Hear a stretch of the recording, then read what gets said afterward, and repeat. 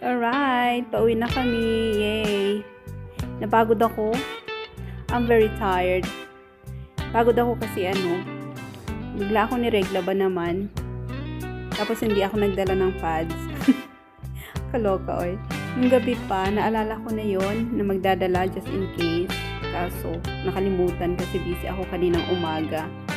Tapos ayun, after lunch, niregla nga. Hindi tuloy ako makagala ng maayos kasi baka tagusan, ganon. Tapos masakit na yung tiyan. Pero okay naman. Nag-enjoy pa din kami. Sinamahan ko yung dalawa. Nag-shopping, nag-ikot-ikot. Tapos, napagod din. Kanina pang 4 ko gustong umuwi. Kaso, yung dalawa ayaw pa. Ayaw pa nilang umuwi kasi syempre, hindi kasi sila lumalabas pag di ko sila isama. Kumbaga, hindi papayagan ng mga amo nila pag hindi ako yung kasama. So, bihira silang umuwi kasi ako tamad akong lumabas at saka wala din kasi akong pera. I'm always broke so I don't go out a lot. I'm trying to save, nagtitipid. Hindi naman sa madamot, pero nagtitipid, ganon. Pero itong taxi driver, nakipag-deal ba naman sa akin ng 4JD taxi fare.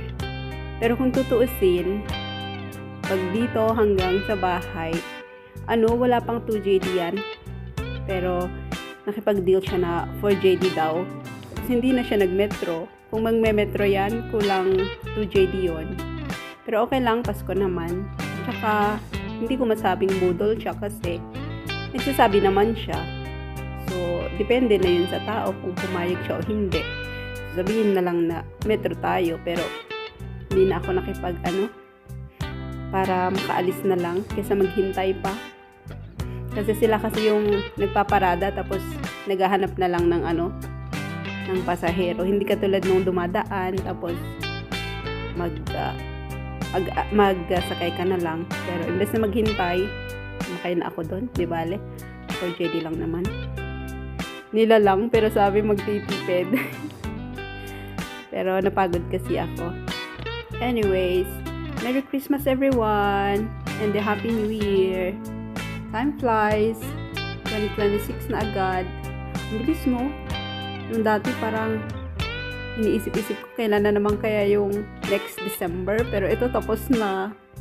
2026 na naman yung hihintayin. Kwento ko pala yung about sa food ko kanina.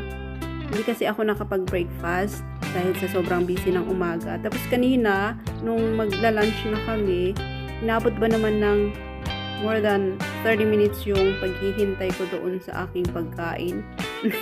Naawa ako dun sa kasama ko kasi sila maaga dumating yung pagkain nila. Tapos, ayaw nilang kumain. Gusto nila, sabay-sabay kami. So, ayun, pati sila, nagutom, naghintay. Lumamig na yung pagkain nila sa akin. Hindi. Anyways, andito na kami. Nakarating na sa aming destination. Thanks for watching. Merry Christmas and a Happy New Year again. Bye!